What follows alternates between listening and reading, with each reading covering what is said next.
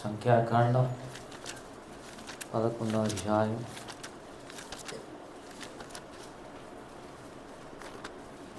సంఖ్యాకాండం ప్రియులారా 11వ అధ్యాయం.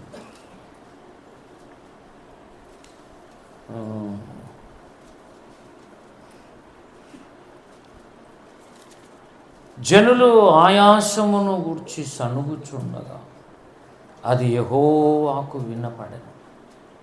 యెహోవా దాన్ని వినినప్పుడు ఆయన కోపము రగులుకొనెను. యెహోవా అగ్ని వారిలో రగులుకొని ఆ పాలెములో ఒక కొనను దహింపసాగాను. జనులు మోషేకు మొరపెట్టగా మోషే యెహోవాను వేడుకున్నప్పుడు ఆ అగ్ని చల్లారెను. చిన్న మాట ప్రార్థన దయచేసి అలాగే తలలోంచండి. చాలు. కృపగల తండ్రి యేసయ్య, నిశ్చయముగా వాక్య స్వరూపుడు మా మధ్యలో ఉన్నావు. ఎముకలు మూలుగులు విభజించినంత మట్టుకు మాలో దూరినైనా కార్యాలు జరిగించేంత వరకు వదలద్దు. మీరే మహిమ పొందమని ప్రార్థిస్తున్నాం. వాక్యపు శక్తి మేము గ్రహించనియండి. తిమోతి బాల్యము నుండి లేఖనములోని శక్తి గ్రహించాడు. మాకు నట్టి కృప దయచేయండి. యేసునామములో అడుగుతున్నాము తండ్రి, ఆమేన్. పిల్లరా, సంఖ్యాకాండం 11వ అధ్యాయం అంటే మిశ్రిత జనం అని టైటిల్ పెట్టుకోవచ్చు. ఏం పేరు? ఎక్కడుంది అది? 4లో. వారి మధ్య నున్న మిశ్రిత జనం. మిశ్రిత జనం ఇది ఇశ్రాయేలు జనముల మధ్యలో ఇశ్రాయేలీల జనముల మధ్యలో ఎవరున్నారు? మిశ్రిత జనం. నైనా ఒక మాట అంటే మోషే పెళ్ళి అంతకంటే ముందే ఒక అధ్యాయం మూలవాక్యం చదివాం. ఏమండి, ఇది జరిగిన తర్వాత మోషే పెళ్ళి చేసుకున్నాడు అని మతికి పెట్టుకోవాలి. 11వ అధ్యాయంలో టైటిల్ ఏంటి? Mixed people. మిక్సర్ కాదు, మిశ్రిత అంటే ఏంటి? మిక్స్డ్ అని కలిసి పోవటం. ఇశ్రాయేలుతో కలిసిపోయారు. మిశ్రిత జనం. అశ్రిత కాదు. మళ్ళా అశ్రిత అంటే దేవుని మీద ఆధారపడే వాళ్ళని అర్థం. అశ్రిత జనం అంటే దేవుని మీద ఆధారపడే జనం.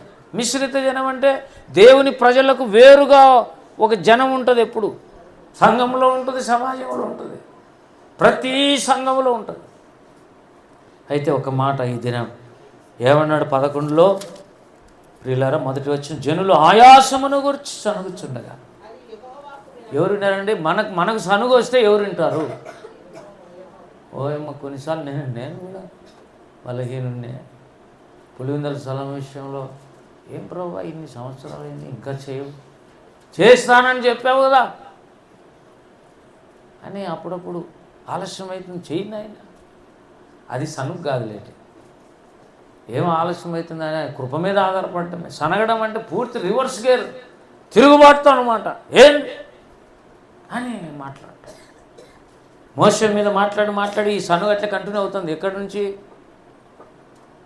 ఇలా సనగడం యాడ్ నుంచో స్టార్ట్ అయింది. మన ఐగుప్తు దాటినాల నుంచి ముందు ఎర్ర సముద్రం వెనకల ఐగుప్తీలు వచ్చినప్పుడు కూడా వాళ్ళు భయపడ్డారు, సనిగారు. తర్వాత నీళ్లు లేక సనిగారు. ఏమండి, రెఫదీములో మళ్ళా బండను పగలగొట్టి నీళ్ళు దేవుడు ఇచ్చాడు. వీళ్ళు సనుగుతుంటారు. కానీ సనుగు అట్లనే కంటిన్యూ అయితే దేవుడు డిలీట్ చేస్తాడు. జాగ్రత్త. దాన్ని వదిలేయాలి. సనుగే వాళ్ళు వేరు, స్తుతించే వాళ్ళు వేరు. మోషే సనిగాడు అనుందా ఎప్పుడైనా? అహరోను సనిగాడు ఉందా బైబిల్లో? మాత్రం మనలో సనుగు రావచ్చు, కానీ అది స్టార్టింగ్ పెళ్ళగించాలి దాన్ని. ఇర్మియా పరిచర్య ఒక భాగం ఏంటి? పెళ్ళగించాలి దాన్ని. ఆ మొక్క కనపడితే దాన్ని మొద్దు సైతం పెరికేసి కాల్చేయాలి అగ్గితో. ఏమండి, వినండి జాగ్రత్తగా. కాబట్టి అయితే సనిగితే ఇక్కడ ఏమన్నాడు? దేవుని కోపం వచ్చి యెహోవాకి వినపడిందట. అంటే మన సనుగు దేవుడు వింటాడు. ఎవరైనా సనిగితే దేవుడు విని తీరుతాడు. భద్రం. సనుగులు సంశయాలు మాని పవిత్రమైన చేతులు ఎత్తి ప్రార్థన చేయాలి అన్నాడు. సనుగు సంశయం రెండు మానేసేయాలి. మానేయాల్సిన లక్షణాలు అవి. ఇంతకుముందు మాదిరి సనుగుతున్నావు అంటే అది కష్టం. ఒకప్పుడు అంటే వేరు. సంఖ్యాకాండం 11వ అధ్యాయం సీనాయి పర్వతం దాటిన తర్వాత వచ్చిన ఒక మజిలీ, దీని పేరు తబేరా.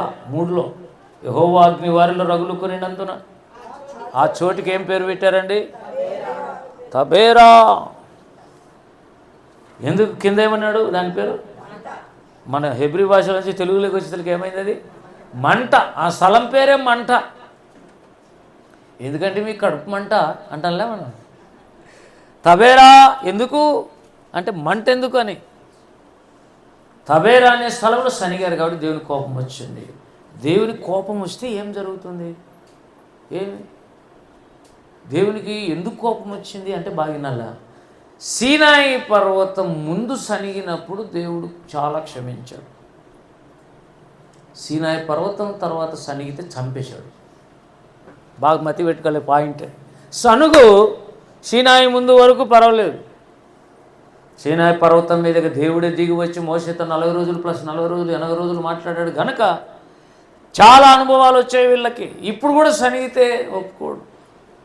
ఒకప్పుడు సన్ను తెలియక పిల్ల చేష్టలు మాని అంటంలే, పిల్లవాని చేష్టలు ఉండే నా దగ్గర, నేను కూడా సనుగుతుంటే ఇప్పుడు లేదు, మానేసినాను, ప్రతి విషయంలో నేను మానేశాను అన్నాడు పౌలు 1 కొరింథీ 13లో.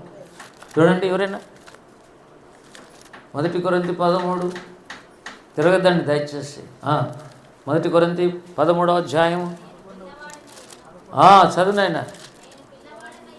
నేను పిల్లవాడినై ఉండినప్పుడు పిల్లవాని వలె మాట్లాడి తిని, పిల్లవాని వలె తలంచి తిని, ఇప్పుడు పెద్దవాడనై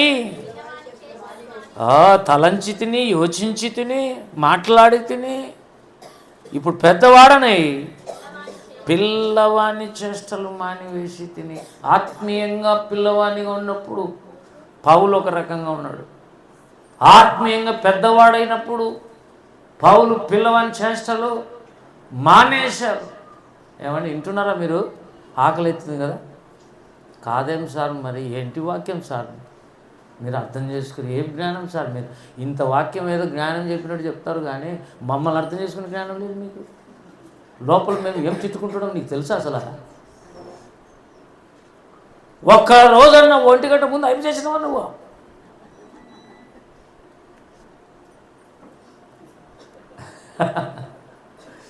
మీతో పాటు నేను కూడా నిజంగానే దేవుని వాక్యం శక్తివంతమైనది. నేను చెప్తే ఏదో ప్రసంగం చేయను, దాని సబ్జెక్ట్ చెప్పాల్సింది. హల్లెలూయా. నేను పెద్దవాడనే అంటే ఆత్మీయంగా కూడా పిల్లోళ్ళు పెద్దోళ్ళు ఉన్నారని పౌలు మాట్లాడుతున్నాడు. పెద్దవాడైనప్పుడు ఎలా ఉంటాడు? ప్రేమతో ఉంటాడు. అందుకే అధ్యాయమే ప్రేమ. హల్లెలూయా. ఆ అధ్యాయం పేరు ఏం పేరు? 1 కొరింథీ 13 అంటే అర్థం పేరు ఏమిటి? టైటిల్ ఏంటి? దైవిక ప్రేమ, డివైన్ లవ్. అందుకే పైన ఏమన్నాడు? 31లో 12:31 కృపావరంలో శ్రేష్టమైన వాటిని ఆసక్తితో అపేక్షించుడి, ఇదియుగాక సర్వోత్తమమైన మార్గము మీకు. ఏం మార్గం? 13వ అధ్యాయం మార్గం సర్వోత్తమమైన మార్గం అంటే ఏంటి? ప్రేమ మార్గం. హల్లెలూయా. సర్వోత్తమమైన మార్గం అంటే ఏంటి?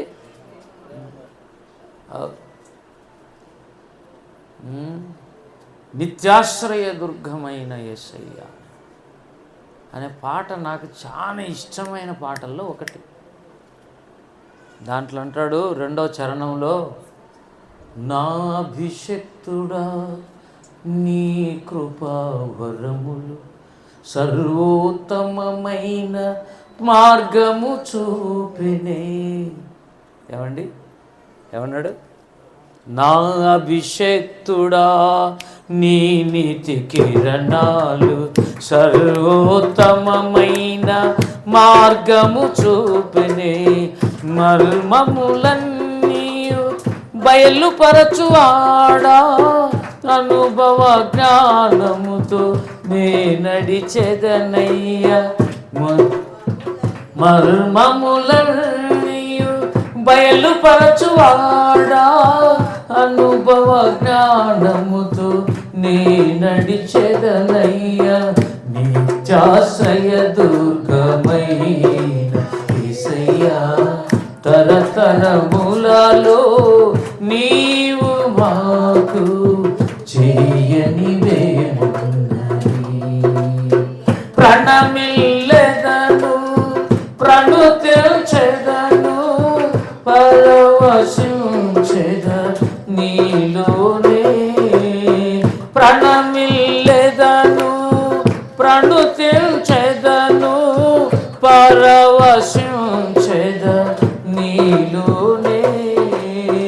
నిత్యాశ్రయ దుర్గమైన యేసయ్యా, తరతరములలో నీవు మాకు చేయనివేమున్నది.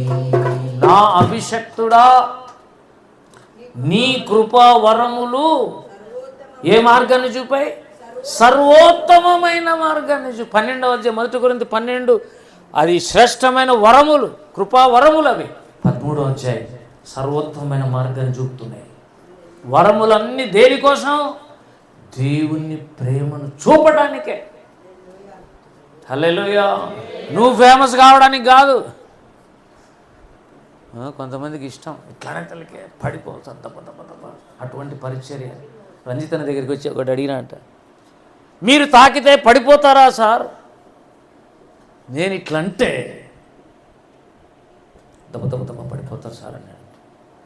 అంటే నా మినిస్ట్రీ ఆ మినిస్ట్రీ కాదులే అన్నాడంట. అన్న పడగొట్టే మినిస్ట్రీ కాదు, నిలబెట్టే మినిస్ట్రీ. అంటే జోక్గా దేవుని ఆత్మ తాకితే ఎవడైనా పడిపోతారు, నిజమే. పడగొట్టడం కాదు, పడినోని లేపి నిలబెట్టే ఆత్మాభిషేకం ఉండాలి. దేవునికి మహిమ కలుగును గాక. కాబట్టి కృపావరాలు ఎక్కడికి నడిపించాలా? ఏ కృపావరమైన దేవుణ్ణి నీకు ఇస్తాడనుకో, అభిషేకించబడిన తర్వాత అది దేనికోసం వాడాలి? దేవుని ప్రేమను చూపించడానికే వాడాలి. దేవుని స్తోత్రం కలుగును గాక. కాబట్టి ప్రియులరా, ఎక్కడి నుంచి ఎక్కడికి పోతుంది మనం? ఏమండి, యేసు ప్రభు కోపం వచ్చింది, దేవుని కోపం వచ్చింది, వాళ్ళు సనిగారు. అయితే వీళ్ళు దేవుని కోపం వచ్చినాక ఏం జరుగుతుంది తెలుసా? అక్కడ జరిగింది అగ్ని పుట్టిందట. సంఖ్యాకాండం ఏమన్నాడు? యెహోవా దాన్ని వినినప్పుడు ఆయన కోపం రగులుకునేను. కోపము రగులుకుందా? మంట రగులుకునిందా? మంట రగులుకోక ముందు కోపం రగులుకుంటుంది దేవుంది భద్రం. హల్లెలూయా. ఒక మంట మండాలి. కోపం దేవునికి వచ్చిందంటే తర్వాత నెక్స్ట్ ఏం రాబోతుంది? మంట మండబోతుంది. ఆ మంట నిన్ను కాల్చేదిగా ఉండబోతుంది. ఎంతమంది చచ్చిపోయినారు? అప్పటికే యెహోవా అగ్ని వారిలో రగులుకొని ఆ పాలెంలో ఒక కొనను దహింప, పాలెంలో ఒక మూలన అది అగ్ని టక్కన బగ్గును మండుకుని ఇక కాల్చుకుంటూ వస్తుంది. అది ఇమీడియట్గా వీళ్ళు చేసిన మంచి పని ఏంటంటే, జనులు మోసే మొరపెట్టగా మోసే యెహోవాను వేడుకున్నప్పుడు ఆ అగ్ని చల్లాడింది. అసలు సనుగుకు కారణం ఎవరు? మిశ్రిత జనం, ఇశ్రాయేలీలు కాదు. పక్క నుంచి కొంతమంది పొడుచుంటారు. ఆ చర్చికి పోయి ఏం చేస్తావు చెప్పక్క, చెప్పు. అంతసేపు చెప్తాడు ఆయన. ఏమి ఎక్కింది చెప్పు, ఏం బాగుపడినా చెప్పు, ఏమి ఇచ్చినాడు చెప్పు, ఆశీర్వాదం దేవుడు. ఇంత దూరం నుంచి సాక్షి పెట్టుకుని పోతుంది. ఏమన్నాను నేను? ఇంత దూరం నుంచి అంత దూరం పోతే దేవుడు ఏమి ఇచ్చినాడు, ఏం చేసినాడు? నువ్వేమి సరుగుతున్నావో దేవుడు వింటున్నాడు. ఎట్లా మరి సనువు రాదా సార్? సనువు నీకు రాదు, పక్కన ఎవరో నీకు మిశ్రిత జనం ఉన్నారు భద్రం. పక్కన ఎవరో నీకు లేపుతున్నారు ఈ కలిబిలు చేస్తున్నారు భద్రం. ఎవరైనా ఉండి అట్లా అంటే ఇంకా నువ్వు వద్దు, ఆ మాటలొద్దు, సనిగే మాటలొద్దు, ప్రార్థన చేద్దాం, ఉపవాసం ఉందాం అనాలి. నువ్వు సరే ఒక సమస్య ఉంది, ఎన్నాళ్ళు ఉపవాసం చేసినావు చెప్పు నాకు సనగడానికి. సార్ ఉపవాసాలు ఎంతో చేస్తున్నాను, ఎన్నో చేశాను. అవును, స్వరూప ఎక్కడ బయట ఉన్నాడా? ఎన్నో ఉపవాసాలు చేస్తున్నారు కొంతమంది, కానీ కుదరలేదు. అయినా సనుగు అనేది దేవునికి ఇష్టము లేని కోపము తెప్పించే ఒక పరిస్థితి. నీ ఇంటి మీద, నీ మీద కోపం దేవునికి రావాలంటే నువ్వేం చేయాలి? సనగాల. లేదు దేవునికి ఇష్టం రావాలంటే చేసిన వాటిని స్తుతించు. హల్లెలూయా. అసలు అందరికీ పెళ్ళి అవుతుంది, నీకు కూడా అయింది, కానీ అందరిలాగా లేదు. ఒక అద్భుతం కాదు నీ మ్యారేజ్. ఇప్పుడు కళ్ళార ఒళ్ళంతా కళ్ళు పెట్టుకొని చూస్తేవి రోహిత్ రెడ్డిది. ఏం విశ్వాసం వచ్చింది? అద్భుతమైన పెళ్ళి కాదు అది. నార్త్ ఇండియా సౌత్ ఇండియాకు పెళ్లి చేసినాడు దేవుడు. ఎవరికి? సౌత్ ఇండియాకు నార్త్ ఇండియాకు పెళ్లి చేస్తే సుష్మా వచ్చింది, కొడుకుని కానీ ఇక్కడే ఉంది. అసలు పోనే పోలే ఆ పక్క. వాళ్ళమ్మ ఫస్ట్ ఈయనండింది. అసలు ఆ పెళ్ళి జరిగేది కాదు. ఒక 4 రోజుల ముందు ఒకడు ఇంటికి వచ్చి, ఈ పెళ్లి కుమారుడు సరైనడు కాదు అని దేవుడు నాతో మాట్లాడుకున్నాడు అన్నాడు. ఇమీడియట్గా రోహిత్ మాకు ఫోన్ చేసి, సార్ నా పరిస్థితి మీకు బాగా తెలుసు, నేను చెడ్డున్నని ఎవరో ప్రవచనం చెప్పాడు అంటే ప్రార్థన చేసినాం. మళ్ళీ 4 రోజులకి వాళ్ళమ్మ ఫోన్ చేసి, సరే పెళ్ళికి ఒప్పుకున్నాడు. దేవుని స్తోత్రం. అతడు చెప్పిన ప్రవచనం ఫెయిల్. మనోడు మంచోడు, గుణవంతుడు. పేరుకే ఆ పిల్లోడు రెడ్డి అని పెట్టుకున్నాడు, కానీ ఎంత దీనుడు అంటే అంత దీనుడు. దేవుని స్తోత్రం కలుగుతుంది. సార్ ఎక్కడికైనా దూరం పోతారంటే నన్ను పిలిచండి, ఫోన్ చేసి, నేను డ్రైవింగ్ చేస్తాను, మీకు కాదు, ఫ్రీగా నేను వచ్చేది, నేను అంత సేవలో పాల్గొంటా సార్. ఆడ కూర్చుంటాను. నాయన రే, నేను లెక్చరర్ అని వాళ్ళకి అలవాటు అయిపోయి కింద కూర్చుంటారు, కానీ ఎవరు కింద కూర్చోవడం నాకేం పెద్ద ఇష్టం ఉండదు. పైన ఆయన కూర్చోండి ఏం పర్వాలేదని చెప్తే అది అలవాటు కొద్దీ అట్లా పోతుంది బండి. ఈయన కూడా కింద కూర్చుంటాడు. కూర్చోద్దు నాయన అట్లా. వాళ్ళ భార్య వచ్చినప్పుడు కూడా కింద కూర్చోబోతున్నాడు. హే, పెళ్ళి కుమారుడు రాడు. ఒక అద్భుతమైన ఫ్యామిలీ. ఆ అద్భుతం నీ జీవితంలో దేవుడు ఎందుకు చేయలేదు తెలుసా? వాడు వేదనతో కన్నీరు కార్చే రోజులు ఉన్నాయి. నువ్వు కూడా కార్చాలి. డైవర్ట్ చేసుకోవద్దు. ఆడలే దీన్ని తప్పించుకుందాము, వేరే రూట్లో ఆలోచన చేద్దాము, ఇది అనుకోవద్దు. సమస్యను దేవుని సన్నిధిలో పెట్టి నువ్వు కన్నీరు కార్చు. దేవుని స్తోత్రం కలుగునుగా. వీళ్ళరు మొత్తం మీద ఈ సనుగు ఎందుకు వచ్చిందంటే, ఈ మిక్స్డ్ పీపుల్కు మటన్ కావాలంట.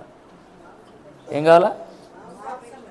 ఇంకా 4 నిమిషాలు ఉందిలేండి. మీరు అక్కడ అక్కడ నదికి చూడండి. సంఖ్యాకాండం 11వ అధ్యాయం 4లో, వారి మధ్య మిశ్రిత జనం మాంసాపేక్ష అధికముగా కనపరచగా. సార్ నువ్వు తినవా సార్? మాంసాపేక్ష వాళ్ళకైనా వచ్చిండేది, మీకు తినబుద్ధి కాదా? అంటే మాంసాపేక్ష అంటే ఇక్కడ అర్థం లోక ఆకర్షణలో, ఐగుప్తులో వాళ్ళు తిన్నటువంటి ఆకర్షణ శక్తి బలంగా పనిచేస్తుంది వాళ్ళకి. అది నేను చెప్తున్న విషయం. మాంసం తినొద్దని కాదు, తినండి బాగా. 2 గంటలు వేసుకోండి, 3 గంటలు వేసుకోండి, మీరే ఇంట్లో చేసుకొని తినండి.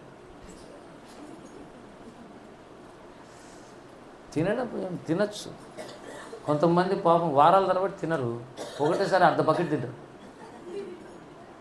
అర్ధ బకెట్. నేను చూసిన చిన్నప్పుడు మా చిన్న మా నాయన తమ్ముడు చనిపోయిన పాప కరోనాలో ఒక కోడి తినేస్తుంది. మనిషి ఆ భారం హైట్, నేను ఒక్కనే పొట్టు మన మా సైజు పొట్టి, ఆయన ఇంత హైట్ వెయిట్. ఇది గుండు ఏమంటారు దాన్ని, గుండు ఆట, దాన్ని ఏదో ఉంది, షార్ట్ పుట్లు ఫస్ట్ వచ్చినాడు ఆయప్ప, స్టేట్ లెవెల్ ఆడినోడు. ఆయన కోడి అంతా చికెన్ కబాబ్ తినేస్తాడు. ఈ మటన్ కాదు, మాంసాపేక్ష అంటే ఎన్నో సంవత్సరాలు అవుతుంది. మరి ఒక్కనాడన్నా మటన్ ఆదివారం పోయిందంటేనే మనం ఆదివారం నుంచి ఇంతవరకు లేదంటానులే నువ్వు ఇంట్లో అల్లా. వాళ్ళు సంవత్సరాలు తినలే. మరి విషయం అది కాదు. మాంసాపేక్ష అంటే అది కాదు. ఐగుప్తులు వాళ్ళు కూర్చొని తినినటువంటి ఆ తిండి మీదికి మైండ్ అంతా పోయింది. అంటే లోకం వాళ్ళను బలంగా లాగుతుంది. అందుకు సరిగా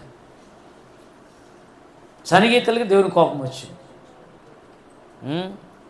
సరేలేండి, వదిలేస్తాను. నేను ఇక్కడితో ముగిస్తున్నా. ప్రియులారా, నీ పక్కన సంఘములు మిశ్రిత జనముతో నీ సహవాసం ఉండవు. నిజమైన రక్షణ కార్యము, ప్రార్థన అనుభవాలు, దేవుని దగ్గర కన్నీరు కార్చే వాళ్ళతో నీ సహవాసం ఉండాలి. దేవుని స్తోత్రం కలుగునుగా. పైగా వీళ్ళు ఏం దాటారండి? సీనాయి దాటారు. ధర్మశాస్త్రం వచ్చింది వీళ్ళకి ఆల్రెడీ. వచ్చిన తర్వాత సనగకూడదు. అభిషేకం పొందిన తర్వాత ఎవడైనా సనిగితే దేవుడు ఒప్పుకో, చంపేస్తాడు. అట్లా చంపేసిన ఏమండి తబేరా అంటే ఏమన్నాడు? మంట పుట్టింది. దాని తర్వాత ఏమొచ్చింది తెలుసా మీకు? కిబ్రోతు హత్తావా అనే ప్లేస్కి వచ్చినారు వాళ్ళు. అక్కడ వీళ్ళందరూ చనిపోయినారు. చాలామంది ఇశ్రాయేలీలు మటన్ అయితే తిన్నారు కానీ ఇమీడియట్గా చచ్చిపోయారు. వాళ్ళందరినీ కూర్చారు. హత్తావా, కిబ్రోతు హత్తావా అంటే అర్థమైంది తెలుసా? దురాశ చచ్చిన స్థలం. దురాశ చచ్చిన స్థలం. వీళ్ళరా బాగా వినండి. అభిషేకం పొందిన తర్వాత కూడా దురాశ చావదు. వినాలి, చెవి పెట్టాలి. ఇక్కడ చాలామందికి తెలియని విషయం. ప్రత్యక్షత కలిగిన దైవజనులు మనకు ఓపిరన్న ఉన్నాడు కాబట్టి కొన్ని సంగతులు తెలుస్తున్నాయి. దురాశ అనేది ఎంతవరకు ఉంటుంది? సీనాయి కొండ దాటినా కూడా ఉంటుంది. అక్కడనే ఇది వచ్చిండేది, మాంసాపేక్ష. కానీ మరి దురాశను ఏం చేయాలి? ఏమండి, 4వ పండగ పేరు అభిషేకం. సీనాయి కొండ అన్న అభిషేకం అన్న ఒకటే. అభిషేకం పొందిన తర్వాత కూడా కొన్ని దురాశలు, ఇచ్చలు నిన్ను లాగుతాయి. మీరు చెప్పండి, అభిషేకం పొందిన సంసోన్ను ఇచ్చలు లాగినాయి లేదా? దావీదును లాగినాయి లేదా? అంటే దురాశలు అభిషేకం పొందిన వాళ్ళకు కూడా ఉండే అవకాశం ఉంది. మరి ఏం చేయాలి? కొంపదీసి మిస్ అయితే సంసోన్ ఏమయ్యేవాడు? మిస్ అయితే దావీదేమయ్యేవాడు? నువ్వు కానీ ఆ ఇచ్చల్లో బతుకుతుంటే నిన్ను కూడా ఒక దినం లేపేస్తాడు. ఉండనేడు బహాటంగా అందరికీ చెప్తాడు. కొంతకాలం మూసిపెడతాడు. వీడు మారు మనసు పొందుతాడేమో, మారు మనసు పొందుతాడు. అందుకే గలతీ పత్రికలు అన్నాడు, దురాశలను, మీ శరీరేచ్ఛలను సిలువ వేయండి. గలతీ పత్రిక 5వ అధ్యాయము 24వ వచనం. క్రీస్తు యేసు సంబంధులు, మీతోనే మాట్లాడుతున్నాడు, మనతోనే యేసు క్రీస్తు సంబంధులతో మాట్లాడుతున్నాడు. ఎవరు ఈ సంబంధులు? ఏం చేశారు వీళ్ళు? ఎట్లా క్రీస్తు సంబంధులయ్యారు? శరీరాన్ని దాని ఇచ్చలతోనూ దురాశలతో సిలువేసేశారు వీళ్ళు. ఏమి స్తోత్రం కలుగునుగా. ఎవరు వీళ్ళు? దురాశలను, ఇచ్చలను సిలువ వేశారు. అంటే ఈ దురాశలను అసహించుకున్నారు, ఇచ్చలను అసహించుకున్నారు. ఒకరోజు దేవుని సహాయంతో, ఎబెనేజర్ అనే దేవుని సహాయపు రాయితో సిలువేసేశారు దాన్ని క్రూరంగా. ఆ రోజు నుంచి వాళ్ళలో దురాశలు పనిచేయలేదు. దురాశనిక గర్భము ధరించి పాపాన్ని కనవు, పాపం పరిపక్వై మరణాన్ని కనలేవు. అసలు దురాశలు లేని వారుగా అయిన తర్వాత దేవుడు వాళ్ళకి పెట్టిన పేరు క్రీస్తు యేసు సంబంధులు. హల్లెలూయా. ఏమండి, కాబట్టి 2 విషయాలు. సిలువ వేసేది ఒకటి.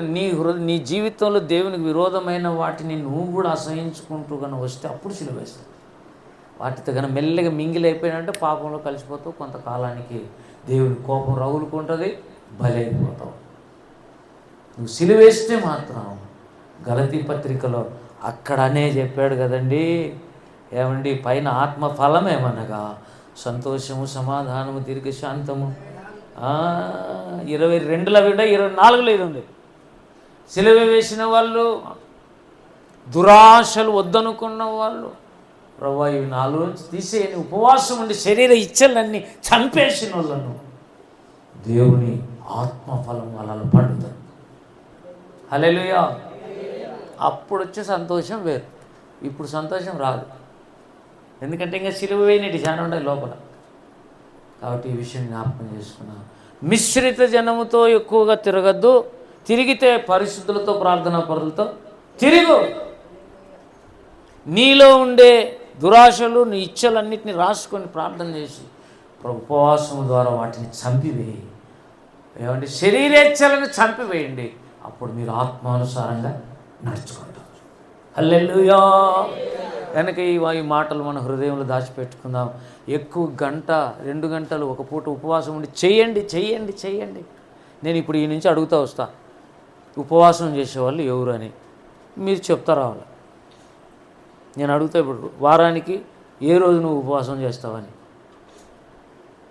ఇట్లా వరుసగా అడుగుతుంటే మీరు చెప్తారండి. కానీ ఇప్పుడు అడగండి, నాకే సిగ్గుపోతుంది. ఎంతోమంది వారం పొడిగితే ఉపవాసం చేయని వాళ్ళు కూడా ఉండలే. ఏమండి, పొద్దున్న తిని మధ్యాహ్నం తినకుండా రాత్రి వరకు ప్రార్థన చేసు, ఒక పూటన్న దేవుని సన్నిధిలో ఉపవాసం చేయకపోతే దేవుడు నీకు ఫలాలు ఎలా ఇస్తాడు?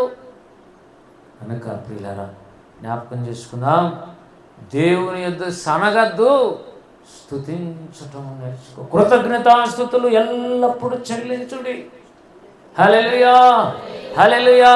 దేవుడు ఇంతవరకు నీకు ఇచ్చిన వాటిని బట్టి స్తుతించు. రండి ప్రియులారా, ఇవ్వని వాటి కొరకు మనం ప్రార్థన చేయాలి, ఇచ్చిన వాటి కొరకు మనం స్తుతి చెప్పాలి.